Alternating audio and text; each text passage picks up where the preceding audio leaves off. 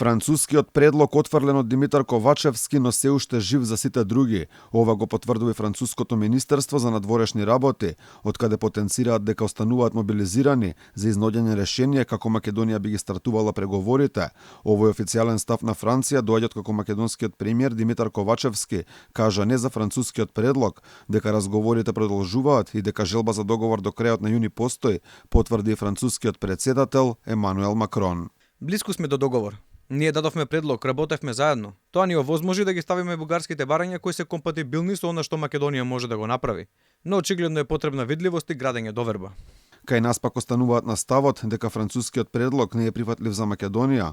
Министерот за надворешни работи Бујар Османи потенцираше дека без евентуални промени во него, Македонија нема да го добие стартот на преговорите, но и односите со Бугарија и имплементацијата на договорот за добрососедство ќе биле доведени во прашање. Доколку Бугарија продолжува да има исти ставови, тогаш не гледаме промена на позицијата и не може ние да сме виновни за тоа.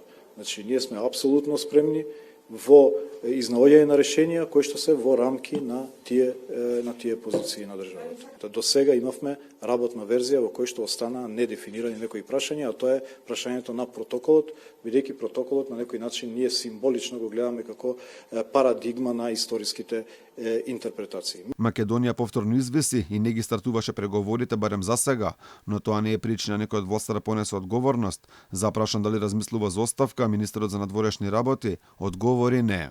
Прашањето на успех е релативно, зависи што значи успех. Дали е заштита на интересите на државата, државните позиции е успех или нешто друго.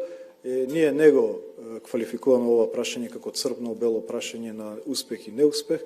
Ова е наша безалтернативна борба да станеме членка на Европската Унија, при тоа запазувајќи ги државните интереси и интересите на граѓаните. За оставка не размислува ниту вице-премиерот за европски прашања Бојан Маричиќ, кој потенцираше дека вината требала се бара кај други, кои според него ги рушеле позициите на Македонија, а не кај власта. Нашата цел е пристапување во членство во Европската Унија, но секако во исто време и заштита на нашите интереси во смисла на јазик и идентитет и на започнување на процес на преговори кој што ќе биде одржлив и пакет кој што ќе можеме да го спроведеме и имплементираме на тој начин што ќе не доведе до членство, а не до нови блокади. Сепак останува нејасно дали Македонија ќе остане цврста на својот сегашен став, со оглед на тоа дека барањата на Бугарија се јасно изразени и најважно од се речиси едногласно прифатени од сите во Софија, односно ревидирање на историјата, но и проблематичниот дел дека не постои македонскиот јазик.